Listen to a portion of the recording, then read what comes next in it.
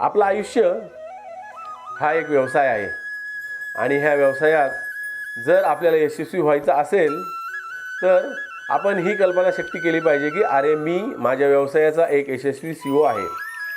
तर ह्या CEOला यशस्वी करायचं असेल तर काय केलं पाहिजे, आपण आपल्या अंतर्मनाला सूचना द्यायला शिकलं पाहिजे.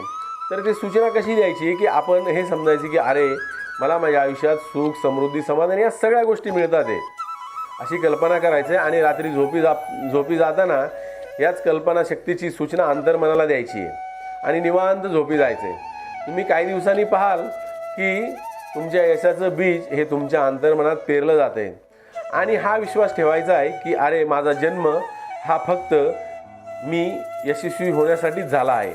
खात्री बाळगा की तुम्ही काही दिवसांनी पाहाल की तुमची जीवनाची वाटचाल जी आहे ती यशाच्या दिशेने चालू झाली.